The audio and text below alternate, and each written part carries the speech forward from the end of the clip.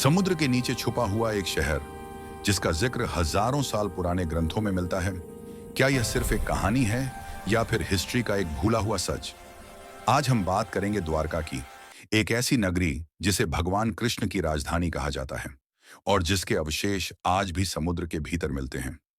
हिंदू धार्मिक ग्रंथों के अनुसार मथुरा छोड़ने के बाद भगवान कृष्ण ने एक नई नगरी बसाई, द्वारका। महाभारत के मुताबिक यह शहर सोने, चांदी और रत्नों से सजा हुआ था। इसे स्वर्ण नगरी भी कहा जाता था। कहा जाता है कि कृष्ण के देह त्याग के बाद यह नगरी धीरे धीरे समुद्र में समा गई। लेकिन सवाल यह है, क्या यह सिर्फ एक मिथ है? 20वीं सदी के अंत में इंडियन आर्कियोलॉजिस्ट्स ने द्वारका के समुद्र तट के पास अंडर वाटर सर्वे शुरू किए। इन खोजों के दौरान समुद्र के नीचे मिले पत्थर की दीवारें, सीढ़ियां, बड़े पत्थर के ब्लॉक्स और पुराने शिप एंकरों। ये सभी चीजें इस बात का संकेत देती हैं कि यहाँ कभी एक डेवलपर्ड कोस्टल सिटी मौजूद थी। कार्बन डेटिंग के अनुसार कुछ स्ट्रक्चर्स को 3000 साल से भी पुराना माना जाता है।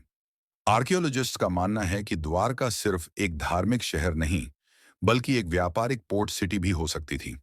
यहाँ मिले स्टोन एंकर्स इस बात का प्रमाण देते हैं कि प्राचीन काल में यहाँ शिप्स आती जाती थीं। इसका मतलब यह है कि द्वारका का संबंध इंटरनेशनल ट्रेड से भी हो सकता है। कुछ हिस्टोरियंस का कहना है कि द्वारका के अवशेष प्राकृतिक फॉर्मेशंस हो सकते हैं। वहीं दूसरी ओर कुछ एक्सपर्ट्स मानते हैं कि इतनी सिस्टमैटिक स्ट्रक्चर्स सिर्फ इंसानों द्वारा ही बनाई जा सकती हैं।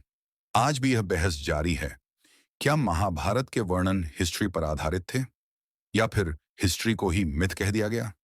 द्वारका का रहस्य आज भी पूरी तरह सुलझा नहीं है, लेकिन समुद्र के नीचे मिले सबूत ये जरूर कहते हैं कि कुछ तो था जो समय के साथ खो गया।